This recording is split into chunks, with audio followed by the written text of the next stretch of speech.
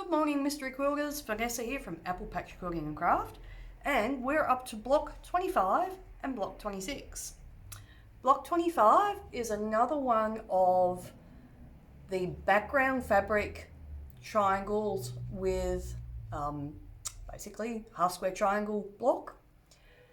And a lot of people, I've seen their blocks so far, a lot of people have gone with black backgrounds. For my Tilda one, I've got this off-white creamy colour. So this is actually block 25. It's a flying geese block where you're going to be doing half square triangles. Now, something to be aware of, in the instructions, I have said which side would be the top of these background blocks, because you don't know how this is all going to get laid out. And I'm obviously trying not to give too much away. So for instance, this block,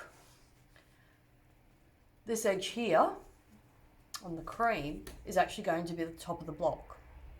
So this is out of your A group fabrics. So when I've pressed my units, because on this Tilda version I'm pressing to the side, I have pressed these seams the same as I have my other A blocks, with knowing that this is going to be the top of the block. So I do give the orientation, because they could go that way, some of them will go that way, some of them might go that way. So yeah, if you're pressing to the side, have a look at which I've said is the top orientation and pull out either one of your A's or your B blocks, whichever fabric you're using, and I just sit them side by side with the way this one has to be orientated when I've laid it all out, so I know which way to press my seams. So that one is block 25, fairly quick block to do. Now I do say with this one, you're better off cutting your squares and then cutting your squares into your triangles and sewing them together that way, rather than drawing the diagonal line and cutting them apart. Only because there's 3 half square triangle units, and if you draw the line method, you actually make 2 at once, so you end up with 1 extra. So I sort of recommend actually cutting them as individual triangles. Now the other thing to be aware of with these blocks where we're sewing this long seam on the bias is that I've suggested you cut your background fabric squares at 10 inches. The actual measurement would be 9 7/8, but I've suggested 10 inches, which means that when you lay out your block unit with your background fabric, now I have shown this right side fabric out, which is wrong, just so you can actually see the color contrast.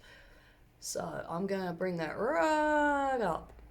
Okay, can you see there? I have got a little bit of cream peeking out all the way down, which is that 1/8 of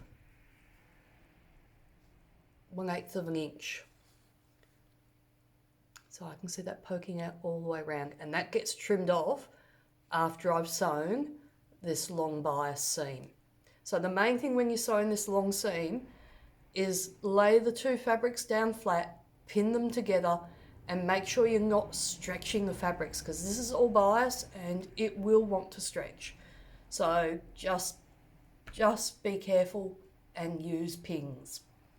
Now the other block you're going to be doing, you might remember this block previously, we did our little square in the square block in the middle. The next block is going to be doing 5 square in the square units, which is this block here. So we've got the center, which is a square and a square, and then we've got the 4 ones in the outside, and we've got half square triangle units in the 4 corners. So this one's kind of a combination of a few blocks that we've already done, and this one's called Sawtooth block. Now I'm actually going to probably remake this block because I'm not quite happy with the amount of contrast I've got. It's a really interesting block, and I think it's kind of losing something because I haven't quite got enough contrast. So I'll probably do a bit of unpicking and add a different fabric in, just so the design stands out a little bit more. But I'll leave that until towards the end so I know how much fabric I've got left, because it's perfectly good block as it is, but yeah, just not quite happy enough with the contrast. So they are your 2 blocks for this week. They'll keep you occupied for a little bit, and hopefully you're enjoying doing the project. Okay then, bye.